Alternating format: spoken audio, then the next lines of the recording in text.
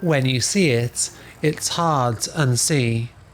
Right through the urban centre, a long and conspicuous space reaching from north to south. A busy road used to run right through what, these days, is the quietly beating heart of a small Dutch town. Of my little Nijkerk. But that isn't the whole story. Historically, the main route for traffic through here was far more wiggly, and with rising car ownership, drivers would get stuck making turns through the winding central streets.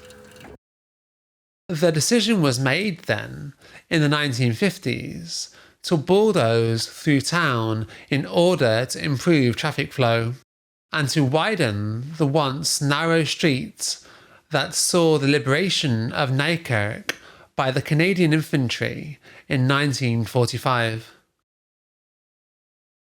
At the time, a journalist from a local paper apparently quipped, "Finally, Nijkerk will get rid of its bottleneck, the narrow Oosterstraat that hindered traffic so much." I was really shocked when I learned about these changes. Maybe I'm naive or something, but coming from a place like Birmingham in the UK, it seems obvious, just looking at the huge roads that cut through the city, that a lot has happened to destroy what was there before. I mean, how else could you hold a Grand Prix? It was less obvious to me that, even on a smaller scale, this could happen to little old Nijkerk. Over the years, a concerted effort has been made to reduce the amount of traffic in the centre of town. Redesign after redesign, the public space has been transformed. Now, the once surface parking lot lives underground. A fair compromise, I guess, considering my initial proposal.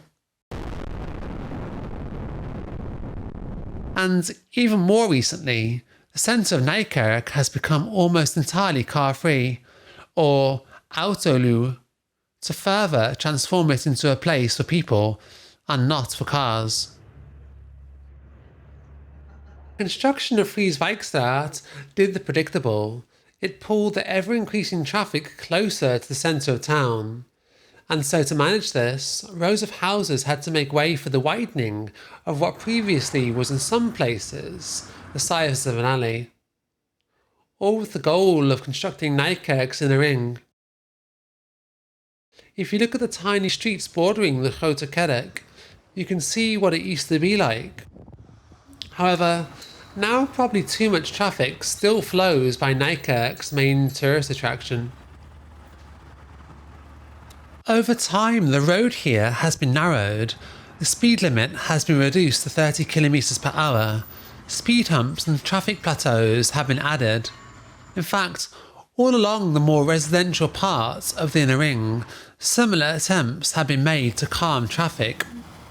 There are even these cool priority crossings which cut across the ring and into the now car-free centre. Each one is made to break up the flow of traffic and to make it less inviting a route to drive. And since they are mainly used by vulnerable road users, they have to be designed well in order for them to work. So, they have clear sight lines, there's a change in surface texture, colour and type, and the zebra crossings even have these cute little lights. I could go on very easily, and believe me, I really want to. But what's more important to know is that all of these little changes have been made with the aim of encouraging drivers to play nicely with people outside of a car.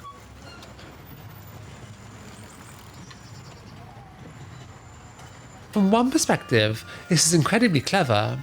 And from another, you have to consider the millions being spent on curbing the risk and harm that drivers cause when cutting through an area where, I'd argue, they shouldn't really be. I really like some of the solutions that Nijkerk has found that work for its specific context. It shows a clear plan and strategy when looking to improve its streets, even though not all of the issues have been solved. And whilst each place will have its own solutions, the basic ideas of reducing traffic speeds and volumes in order to make a place more livable are surely applicable wherever you may go. In the next video, I'm going to zoom out a bit and ask the question, can building more roads actually make a place more livable? Until next time, bye.